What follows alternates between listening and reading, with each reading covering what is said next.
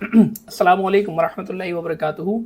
इस वीडियो में हम आपको ये दिखाएंगे कि आप जो डेटा का बैकअप बनता है, जो नॉर्मली आप यहाँ से एच बैकअप से बनाते हैं या ऑटो बैकअप से बनता है, जो बैकअप बनता है ये बैकअप आप कैसे ऑटो ईमेल की पॉलिसी बना सकते हैं कि वो आपके ईमेल में बैकअप ऑटोमेटिकली ऑटो ईमेल के साथ चला जाए। उसके लिए सबसे पहले आप ऑटो में आ जाएंगे, ऑटो ईमेल पॉलिसी में आ जाएंगे, न्यू करेंगे, टाइटल देते हैं। मैं यहाँ पे डेटा बैकअप ही दे देता हूँ टाइटल, आप जो अपनी मर्जी का चाहे दे सकते हैं। इसके बाद यहाँ पर रिपोर्ट डेटा के अंदर आपके पास आ जाएगा डेटा बैकअप। ये डेटा बैकअप आपने सिलेक्ट करना है और अपनी मर्जी का ईमेल डाल देना, जिस भी ईमेल पर आप सेंड करना चाहते हैं। मैंने ईमेल भी सिलेक्ट कर लिया।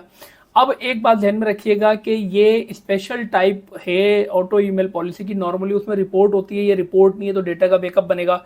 तो आप जब सेव का बटन दबाते हैं तो सिस्टम क्या करता है, आपको रिपोर्ट के फॉर्म पे ले जाता है, रिपोर्ट के मेन्यू में, और वहां पर फिर आप रिपोर्ट की सेटिंग, कंपनी की सिलेक्शन, डेट वगैरह जो भी करना होती है, एरिया, पार्टी सिलेक्शन या आइटम सिलेक्शन, जो भी करना होता है वो करते हैं।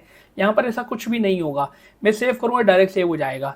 तो ये डायरेक्ट ऐसे किया मैंने, सेव हो गया। बिकॉज सिर्फ आपने सिस्टम को ये बताना है कि भाई मैं चाहता हूं कि ऑटो बैकअप बने और वो ईमेल में चला जाए, कुछ सेटिंग वगैरह उसकी करने की जरूरत ही नहीं है, तो इसने किया। दूसरी बात यह है कि मैं अगर दोबारा यही जो है डेटा का बैकअप की पॉलिसी दूसरी बनाने की कोशिश करूंगा, सिस्टम मुझे मना कर देगा कि भाई पॉलिसी पहले से मौजूद है। यानी डेटा बैकअप की एक ही पॉलिसी बन सकती है, क्योंकि डेटा के बैकअप में ये तो होता नहीं है सिलेक्टेड कंपनी का बैकअप बने या सिलेक्टेड एरिया का या पार्टी का बैकअप बने या डेट का बैकअप बने।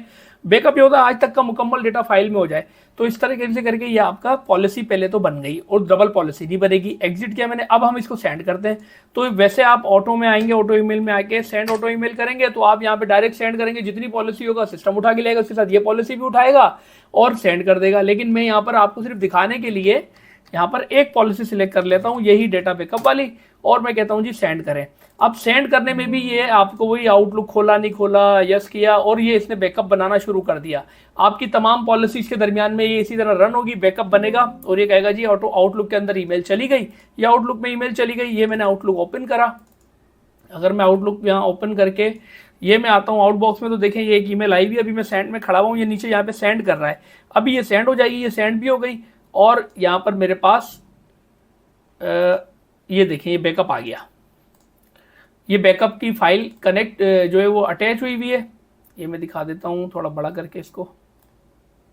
ये बैकअप की फाइल अटैच हुई है और ये ईमेल जा चुकी है, बैकअप जा चुका है। अब इसमें कुछ लिमिटेशन है वो डिस्कस कर लेते हैं।